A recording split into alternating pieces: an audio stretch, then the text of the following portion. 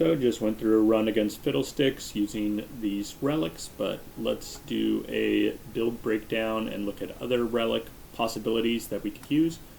Before we do that, let's take a quick look at the constellations and why we're going to be choosing certain relics. So with this, the primary things that we're getting are the drawing and the darken equipment at the start, or not drawing, but just creating 2 random darken equipment in our hand. So we always have things that we can equip onto our creatures, and we also, when an equipped ally strikes, we reduce the cost of a random card in hand by 2. So we really want to get some creatures out early and start equipping them with these equipments so that we can start getting cost reduction to the bigger things in our hand, like Aatrox. Also, allies with equipment or attachments, the 4-star, have +2/+2. This is also really handy to pick up, just because your board will start off typically quite small with getting out some smaller creatures and equipping them, and this will help make them much bigger and able to survive and strike multiple times. Getting mana flow, very good, of course, that's with any character. And then his 6-star, when you summon or transform a Darken, you double its stats. So this will make those stats even bigger, especially if it was an equipped ally. You get the doubling from the equipment here, and then it's still equipped, technically, when it's there, so it still gets even more stats after the doubling. So this is a really strong sort of combination there. From his bonus stars, I think getting this one, where World Ender has double Chalice of Harmony, is really good. This will allow you to transform all your weapons into Darken a lot earlier and make a big difference. And also this one, where any equipment you acquire in Adventures has Phage, makes those equipments even better. And that way, when you're equipping allies early on, you're getting the +2/+2 here and here, so you'll have much bigger creatures on board early on. So with that, let's look at the different relic options you can go with. For Beast Within, typical substitutions for this, pretty much anything that's going to give you Overwhelm.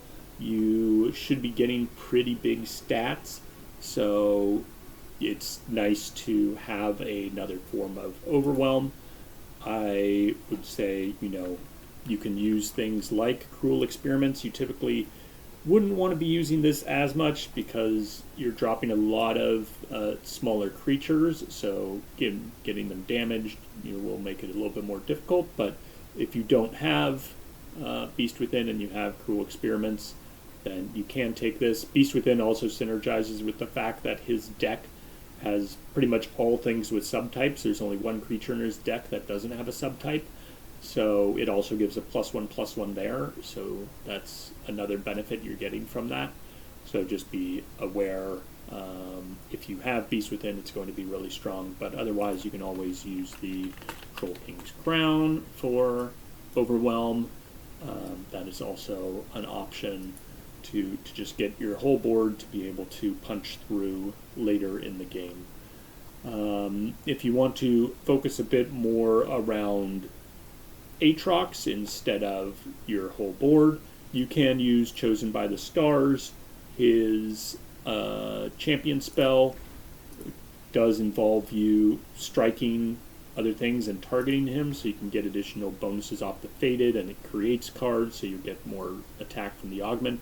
You already have regeneration from his equipment, so you're not getting any benefit from the regeneration here, but the Overwhelm and Challenger from this can be quite good.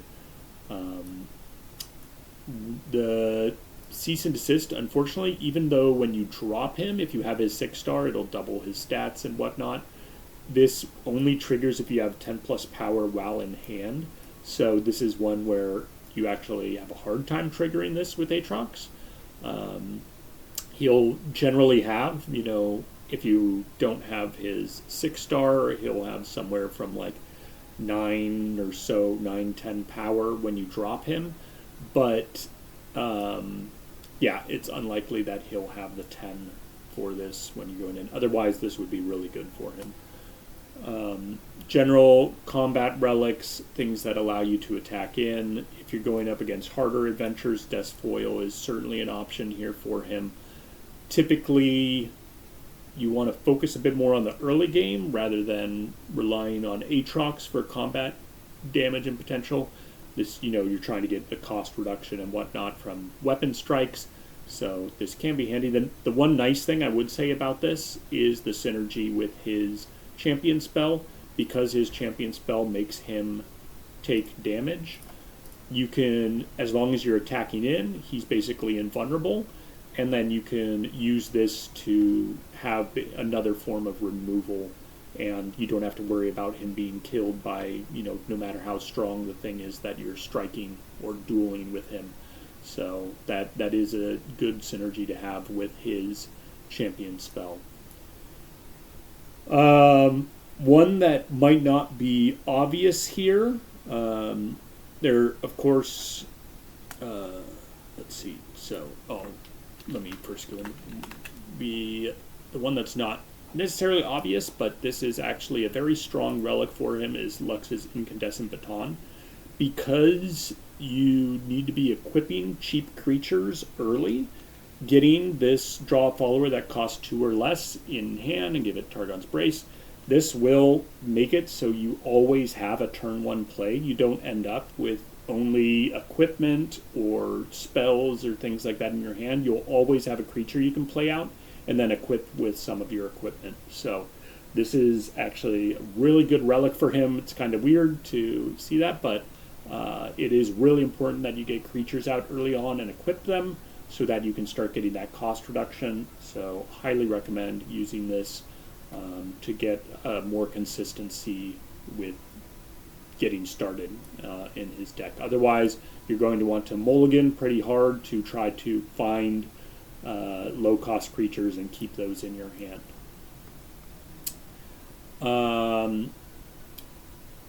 Echoing Spirit I wouldn't necessarily recommend, just because his champion spell, again, all that dueling, you can only use it so many times because his health will run out, unless you have some other way of keeping it healthy. The Found Fortune, if you use that, you can take a look at his deck, what that would pick up. He doesn't have any 5 costs in his deck, so you're not really getting that much value. You would either get this Furious Wielder or Blooming Cultist that you could play out for 0. That's by default. Of course, if you draft in such a way that you have a big 5 cost or something, you could get some value from it. But it's a bit more difficult to leverage, so this is not quite the normal tempo play. Frozen Tomb, of course, always good for high-cost creatures if you want to make sure that you can get them out by turn 4. This is a good way to just make sure they get summoned. If you're using Darken Blade, this will not trigger from this. So, but a good substitute for Darken Blade, if you don't have it, since this is pretty specific to Darken, it's generally only good on Aatrox and Kane, so you might not have that relic, but Stalker's Blade is, of course, a great option here. Just you get a strike, since he's automatically equipped when dropped. This works off when summoned, so if you are using Frozen Tomb, using Stalker's Blade, so you get that strike when he gets summoned out of there, that's a great option there. I would say this you would use over the Starforged Gauntlets. In this case, this is essentially if you don't have Starforged Gauntlets but you have Frozen Tomb, this is a good option for getting him out a little bit earlier. And potentially you can have 2 Aatroxes on your board if you end up getting some early cost reduction by your units with equipment striking, and you end up hitting Aatrox with those early cost reductions. You can get him out before he pops out of the Frozen Tomb and have 2 of him on the board. So that can also be quite strong. Then, yeah, standard combat relics are pretty much all going to work for you.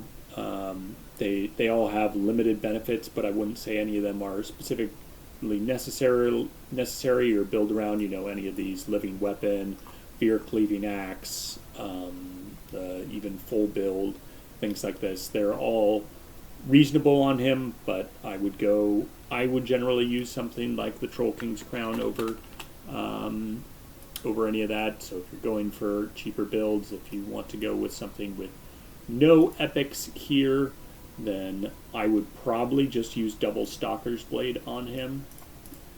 So if I was doing, I would probably do something like this. You can also use the Guardian Angel if you just want to make sure that he doesn't, get removed. There is a chance, because he is a high-cost creature, that they will, target him with removal spells, things like that. So always, when you have bigger creatures like this, having some method of spell shield. Either this, of course, is very strong, but if you don't have that, most people have the Banshee's Veil, which is a way to get spell shield. This will just help protect him from direct removal spells when you drop him. That's, I think, also a important thing you will notice, especially if you don't have, Starforged Gauntlets or things where you're able to have more mana gems and still have other plays. But if he's going to be your only play in a turn, it can be really risky if you're playing into something that has a lot of removal. Last thing with the rare relics that you can do something with is, because of his champion spell again being sort of a dual thing, using Berserker's Buckle with him can be quite good. This way you can cast his champion spell multiple times. Each time you cast his champion spell, it has basically another version of this that's one cheaper, so you can see them here. So it creates a Deathbringer's Slash in your hand, which costs 2, and then that creates another version that costs 1.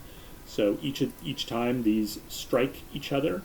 So if you want to use his champion spell more, this is an option where basically every time you duel with something, you're getting +4/+4, and he has regeneration, so he can come back to full health after this. This is the one case where if you are doing this, where I would say, okay, if you have Cruel Experiments, this is reasonable, because now both your board gets overwhelmed, he gets overwhelmed, and when you drop him, he basically gets +4/+3. So that's a huge bonus, and then of course once he heals up for the next round, you get the full +4/+4 benefit. So yeah, this could be quite good for him.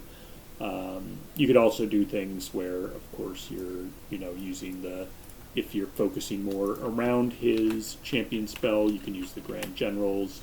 Oops, we don't want Epic in this case, so Grand General's Counter Plan. This will just get you basically a copy of his champion spell in hand every turn. You can use that to duel with creatures and buff him up. So that is certainly an option. When you do level him up, you get Overwhelm. So, and if you're striking a lot with this, you're likely to trigger this, so you don't really need a source of Overwhelm on him if you're just focusing on him for all your damage. So yeah, this is certainly a way to go. So those are just some builds that you can do with Aatrox. I don't have any other particular suggestions. Other combat relics and things will work if you have those. I guess one other thing that I should mention is, because he's 6 cost, you can do this is a more expensive build, requires, like the Swain Relic, and then Packed Powder. So, but this is a way to make him 2 cost at round start. So then you can drop him at round 1. Then you have an equipped creature already on the board, and any of your strikes are already going to be starting to reduce the cost of other things in your hand, and you should be able to play those out. So this is quite viable for him if you have these relics, but that does require basically a paid relic, unless you manage to get this out of the Glory Store. And this one you just have to have gotten from one of your golden reliquaries. So if you have this, it's a good option, but yeah, it might be a little bit more difficult to get. So no real spell-based builds for him, just pretty much combat stuff, focusing on either your board or himself. So hope you enjoyed. Let me know if you have any questions or if you have any other champions you want to see, and I'll try to cover them in a future video. Have a good one.